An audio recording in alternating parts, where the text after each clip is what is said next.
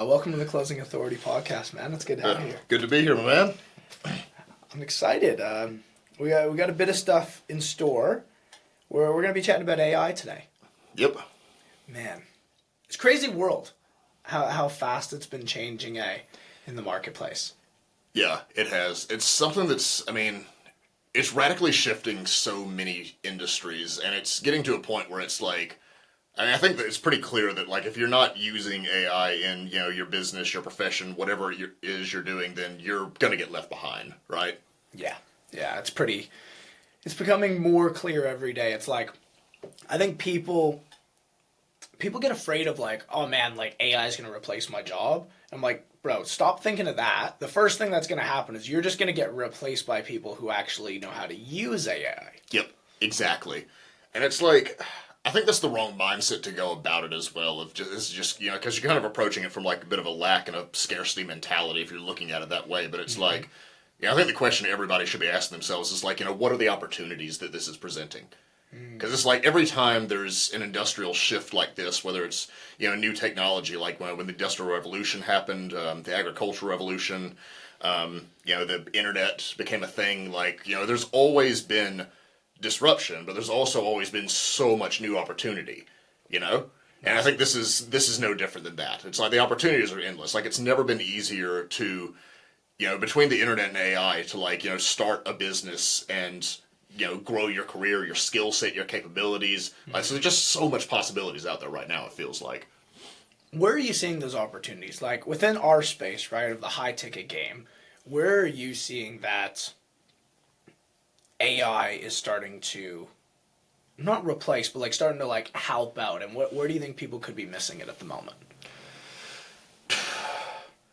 I think that there's a huge opportunity to use it for like one thing is feedback. Like like if you have a call recording, then you can just pop that into Grok, or I'm very partial to Grok. I've got all the different AIs, of course, but you can just pop that into Grok, GPT, whatever, and you can actually get real time feedback. And it's one of those things where it's like, I think, massive, because and you get some damn good feedback too. Like it's not a stupid thing. It's like if you pop in like a video or even the transcript of a video, like it can give you a lot of information. And if it is a video, then it can give you context about like where your tone might have been off, your inflection. Like it can give you a lot of good stuff about that. And you can even give it custom instructions too for how you want it to behave. So if you want it to behave like a coach or a mentor, or like a high ticket sales professional, like you can actually give it these instructions so that it'll use those instructions on how it's giving you feedback, for example. So, and to go on to that, right? Like one of the biggest things that you and I both know, having been coaches and helping people in this space, the most important thing you need to do to get better is have a short feedback loop. 100%. Right? Yep, 100%. And AI is taking it from where, I used to meet, say we met once a week, okay, cool, that's a 7-day feedback loop for me to get better. Yep. With AI, it could be a 10-minute feedback loop. Yeah, 100%. So it's like if you look at it from that lens, that's a perfect example, and it's like, then, yeah, like you're compressing into a much smaller window how fast you can grow and learn. So a skill set that might take you 6 months to acquire, you can compress that down to 6 weeks, if you're actually using it effectively. And then it's like, there's AI capabilities where it's like you can actually like, even do like, you were just showing me this, like role plays and stuff like that using an AI, and it can give you real-time feedback on that. Yep, 100%. The other side that I'm seeing it for, and that I had implemented with a few teams, was I'd use it not only to get the feedback, but also a lot of sales guys, they kind of struggle with, what do I do in the follow-up game? Right? Like, what's the best approach? Yep. How am I going to, like, not be annoying, but how do I still maximize this lead, right? Yeah. So I trained it on all of the ways that I like to follow up. I asked it to pull industry standards plus the top performers and only look at the top 1%, because that's who I want to mimic, right? Ignore everything else. And what it would do is it would shoot me out a follow-up email that I should send right away, the sequence in which this person, based on the personality they had shown on the call, is going to respond to, the cadence and the kind of messages that will help them convert faster. That's brilliant. Yeah, that's perfect. And it's like when it comes to, to systems and processes like that, that's where I think AI really, really excels. Because, like, I mean, you can ask it, like, to create, like, a structure for something, a standard operating procedure, SOP, or, or like a nurture sequence or something like that. And it can give you, like, it can tell you how to space it out, what to say, when to send, all that kind of stuff. And it's just an absolute game changer. And I think if more people leverage that, then you can already see how it's like you're augmenting what you're already doing with AI, right? Yeah. I gotta ask now. Some people watching this, they could be hearing us and be like, "Bro, I don't. What? I've never used any AI." If someone's at that spot, right, where, hey, look, maybe they didn't get onto the train yet. Where's the best place for them to actually start? Like, how do you start with AI in 2025? Gosh, I think that honestly, like, because all of these things, like, they're free to a certain point, right? So, like, there's no barrier to entry, Yeah. right? So I think the best place to start is to just start playing around with it, like, just start testing it, like, and the way that, like, you want to communicate with it is like, imagine if me and you were just like typing messages back and forth to each other on Messenger. Yeah. Like, that's what you want to do with AI. So you ask it follow-up questions, and, like, it's going to remember things you asked earlier, responses it gave, responses you gave, and it's going to build off of that. But the biggest thing, I think, is to just start using it, because what it does is it's going to collect data and experiences from its communications with you, and so it's going to get a sense of who you are as well.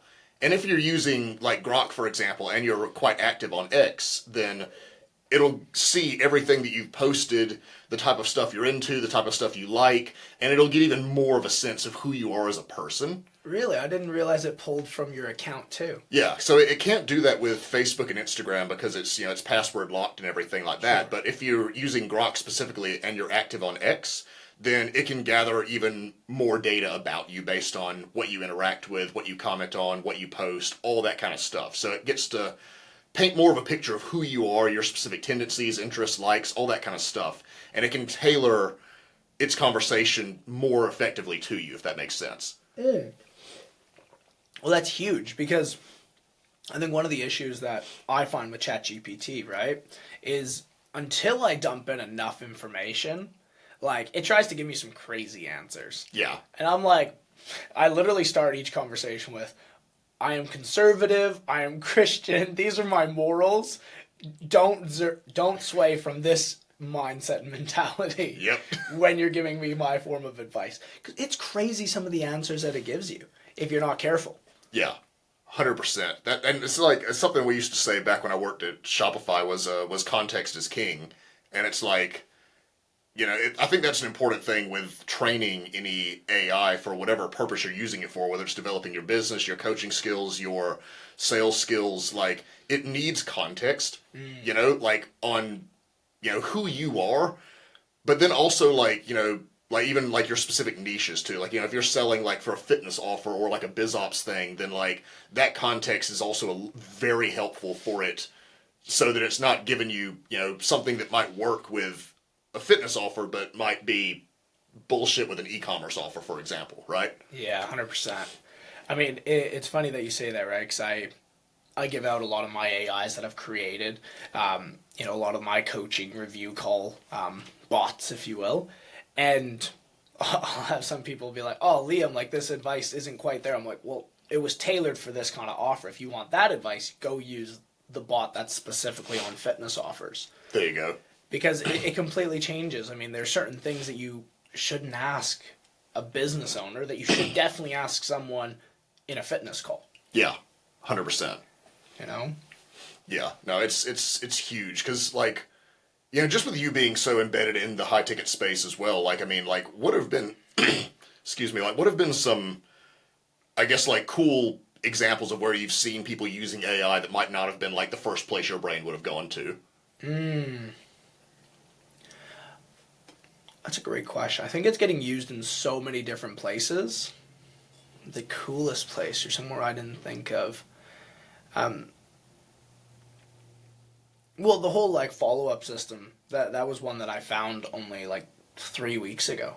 Right. Right? Was someone was using it not just to... Because I had used it to pull out, like, hey, what are these people's pain points? Like, how should I approach them? but I had never gotten it to tailor everything to the point where it was like copy and send ready. Yeah. And I was like, so I would just get the stuff and then I would craft and create it, and like obviously good responses.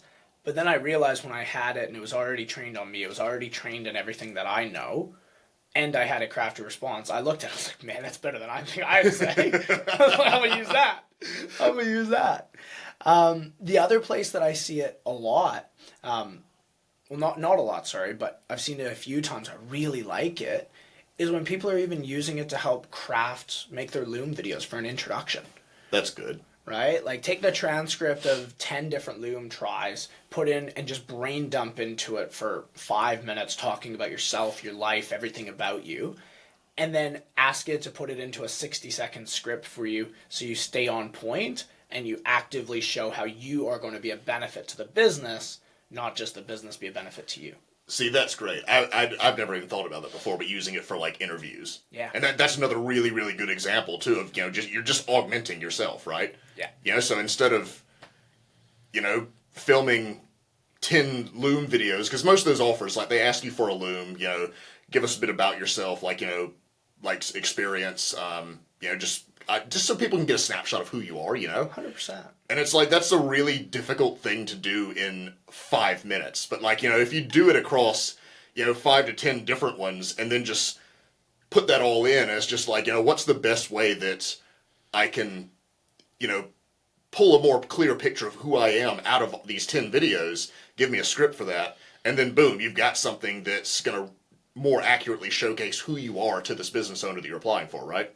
Well, exactly. And like, I talk to some people and they're like, man, it takes me so long to apply for a role. Like, they're like, I have to like research, I have to do everything for the company, then I have to create a Loom video, and they're like, it takes me like 45 minutes to apply for a role. And I'm like, what are you guys talking about? Like, if I want to apply for a role, I'll jump on, I can do it in 10 minutes. I enter the company name into ChatGPT, I get it to scrub everything about the place, the things that they're doing, the wins that they've had in the past, and then get it to create my Loom video based on this account specifically, referencing all my other Loom videos I've ever done, to pull it in and give it me a video. And now I have all that, and it's been 2 minutes. Yeah, brilliant. There you go. Take another 5 minutes for filming, and I've done the entire application in less than 10 minutes. It's wild, because it's like, I mean, you see how it augments us and how it can increase, like, our output, right? Because, time is the most valuable currency, right? It's not renewable. We don't get more of it no matter what. But that's a good example where it's like you're basically using AI to buy yourself back time. And that's priceless. So where it might have taken you, a day to apply for like, say 8 different positions, suddenly you can apply for like 20 different positions in a day. Yeah. If you're like really like in the hunt trying to like get your next opportunity in the door and everything, right? 100%. And you're doing it, here's the kicker though, is like you're still doing it while maintaining authenticity too. Yeah, and that's really big because it's like, you get a lot of the times, this is, I think, probably more relevant to the corporate world than the sales world because, people do ask for Looms. They tend to do a bit more intensive interview processes to, like, just get your foot in the door, really. But, you get a lot of those where it's like, you'll get applications, resumes and stuff where it's like, it's clearly AI generated. Like, someone clearly just, like, was like, hey, AI, can you, write me a cover letter for this job application? And it's basically they just copy paste that and just like shoot that across it. And it's like, it doesn't take long to notice that like, this is all bullshit. Like this is all ChatGPT generated. Like this doesn't actually tell me anything about you. Like. The extra long dashes in the middle of the text. Oh my God. Yeah. Like just a bunch of emojis and everything. Like it's so obvious. Like, cause I used to, back when I was working in corporate, like we'd see those come through all the time where it was just, and we could always tell. You could always tell when it was like, this is clearly like just an AI generated like email. And it's just immediately, it's just like disqualified. Like if you're not going to put in any effort into this, then it's like, like fuck off. Like, well, and what I find interesting, right, is keeping with the authenticity side. The other side of it is some people hear me when they're like, because I'm big on outreach, right? Like when I believe you're going for a role, you're new to the industry, you should be applying to as many places as you can. 100%. Even if you don't want to take the job, it's going to be such a confidence boost getting that interview and having them say, hey, we want you. and put you in a place of abundance. So when you continue to apply, you're now coming from I don't need a job, I want one. 100%. Completely different, right? But when people hear me say that, right, and I'm saying send out 20, 30, 50 messages a day, they just start copy pasting, and they don't do anything personalized. Yep. And then it kind of ruins the effect, because then what happens is same what happens in corporate. You're like, you can start to see it, right? And it becomes icky. You're almost like, oh, come on, bro, really? Like, I'll get a message asking someone asking me if I want sales coaching or helping run my offer. And I'm like, did you look at my page? Like, did you do any research at all to see what I do? Yep. But if you use AI, you quickly do a quick research on it and get that to include it into your welcome message, into your introduction message. You're now getting that tailored approach, but you can still do volume. Yep. Yeah. 100%. And that's what I think more people need to be doing, especially if, like you said, they're trying to break into the space. Because, it is extremely competitive. It's been growing. I forget what the compounded annual growth rate is for the high ticket industry, but like it's still growing, right? Like it's not showing any signs of slowing down. It's only showing signs of changing because of how AI is, like with, any digital industry, like it is, changing things a bit, but it's definitely not slowing down. Definitely not. And I think with something like AI, it's like the new guys coming into the space, and this is now talking to the guys that are in the space already, like you got to adapt and overcome. Because if I have someone that comes onto my team and they tell me they already know how to use all these AIs and they're implementing, I can see that they're implementing it. Yep. I'm like, why would I hire an old dog that has no idea about this and doesn't really want to change, compared to someone that's new? They may not have the experience, but remember how earlier we said about that feedback loop getting shortened. They're doing that on a regular basis. They're just as good. They just haven't had the experience yet. Yeah, 100%. And that's one thing that, like, no amount of money or AI will ever be able to buy experience. Like, that's something that only time can give you that. 100%. And I think but still, like, if I'm looking at, like, like from a hiring lens, because I used to do a lot of hiring when I was at Shopify and just, other companies I've been with, I always was involved somewhere in the hiring process, but that's, like, I always hired primarily for proactivity, attitude, and coachability. Like, those were kind of the three big things I looked for before even skill set. Like, for example, like if you're hiring like like a physio, for example, if you run a physio clinic, like, sure. You can trust that, like, they've got the same degree, qualifications, and everything, that, they know how to be a physio, right? Would make sense. So it's like, I'm looking for things like, are they proactive? Like, are they going to see things that can be done better and do them? What's their attitude like? Are they going to bring more joy and positive energy to the team? Like, are they going to enrich the culture? And then coachability, like, I want to know, like, are they going to be open, to changing, to adapting to, like, my way of doing things, the way that we run our operations here, and are they going to be open to, to growing, to feedback, that kind of stuff, right? And all that stuff I think is absolutely critical. And, when you're hiring somebody, like from my lens at least, it's like you said, like the skills, like they can be learned, they can be developed. AI can supercharge that and speed that process up a lot and augment it. But those are things that AI can't, they can't replace in a person. 100%. I mean, at the end of the day, especially within high ticket, right? People want to buy from people. Yep. And that is, because you got to think, like, success always lies with scarcity, right? And I can give, and people always are going to want to be around other people. And I can actually give a really good example of where I saw this happen and experience real-time effects for it. So go for it.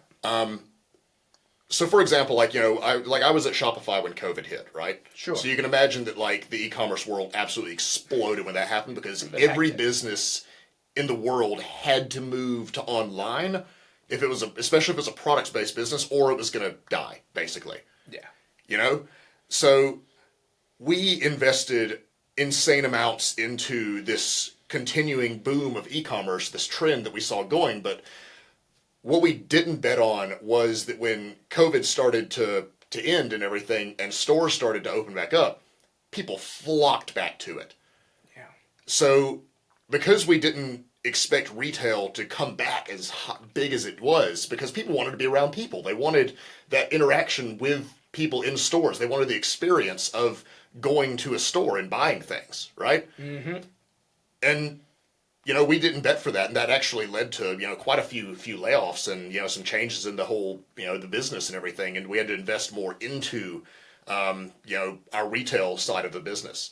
But that was a good example of like where I just saw it in real time. It was like people just want to be around people. They want that interaction. I think that as we utilize more AI and more tools to augment like what we can do in the online space, the value of like in-person workshops, conferences, lectures, that kind of stuff is going to only continue to increase.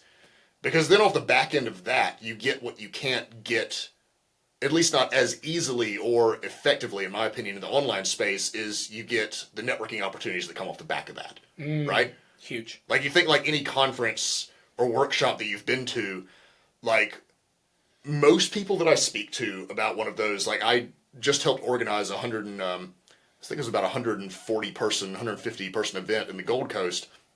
And like the overwhelming feedback from that, like 2 days, a lot of brilliant speakers, brilliant content, education, all that kind of stuff. But it was really the hallway chats that people always come away with, where it's like they got so much value from just connecting with these other people in the similar space, face to face, the ideas they got from how they were running their businesses that they could put into theirs.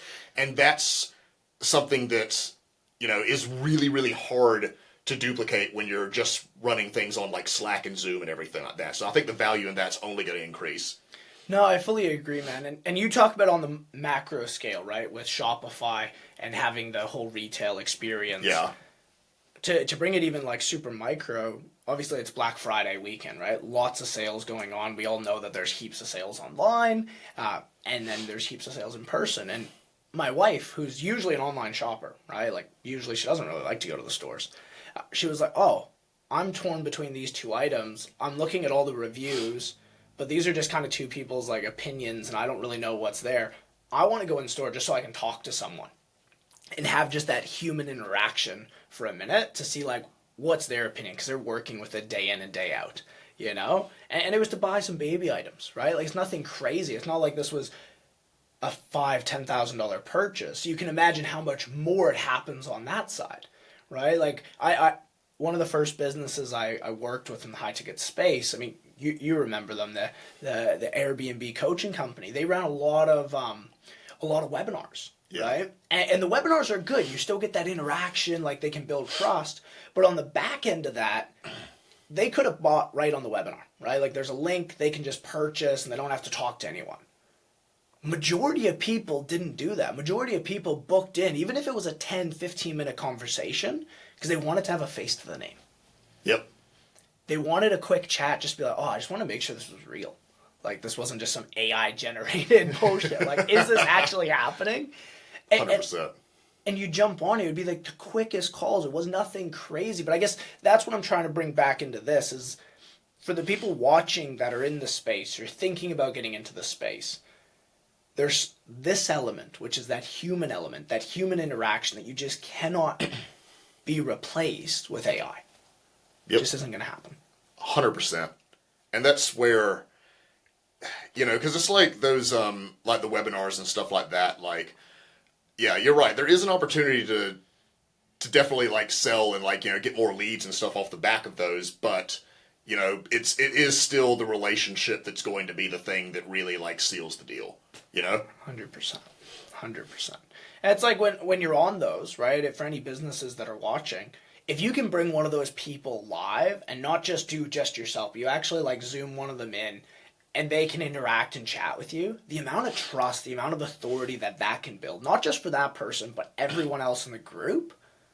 Oh my goodness. 100%. Yeah, that's because a lot of people like, they're much more like, if I own a business and like, I'm telling you about like how great it is and amazing and everything like that, like it's like, well, I'm not going to not do that. Of course. Right? Like any prospect I'm speaking to knows that. But if I have someone who I've been working with that is just like, yeah, Walden's a freaking phenomenal coach. He's helped me do X, Y, Z. Like I've broken through this limiting belief. Like I've achieved this, that. Like that's going to be so much more credibility. And I think that's probably an opportunity a lot of business owners don't leverage is, if you're running a webinar, a seminar, or something like that, look at somebody that you've been working with, you have a great relationship with, they're absolutely crushing it, get them to speak.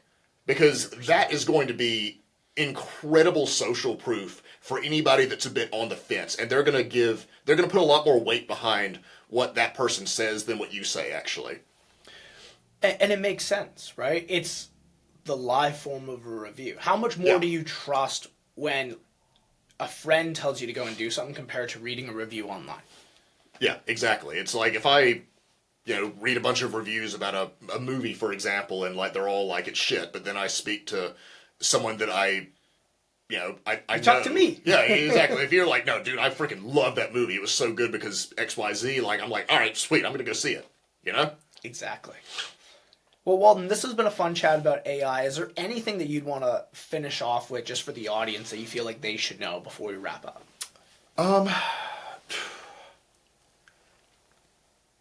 I think the biggest thing to remember, like with AI, is like you've got to look at it as something that can enhance and augment you, but not replace you. And you've got to also be very aware of where, you can still leverage the human element, because ultimately I think that's going to lead you to a lot more success and opportunity than AI will. Like, for example, like one thing I'm really, really big on is networking. And it's something I'm willing to say I'm quite good at. But like getting around, like putting yourself in environments where you can be exposed to opportunity. Yeah. Like that's absolutely critical. So if that means spending money to go to like workshops, conferences, events, that kind of stuff, like just do it. Like because you're going to get a lot more success out of actually meeting people face to face. And you never know what type of referrals or doors that's going to open off the back of that. And just treating everybody extremely well. Like, because you never know where the next opportunity might come from. Like, it could be, it could literally be from like, a virtual assistant in the Philippines off of, your last offer. Like, because you treated them really well, and you were just a good person to them. They remember that, and something else comes up, and they're like, oh, hey, I think I actually know a good coach or a good closer for that, And then boom, you have another opportunity that's comes right at your feet, basically. And that's that whole aspect, right? That's the thing that AI is never going to be able to replace. Yep. AI cannot replace connection. 100%. Awesome, mate. Well, it's good to have you here. Look really good forward to be here, the man. Next episode. Dude, definitely. It's going to be some fun.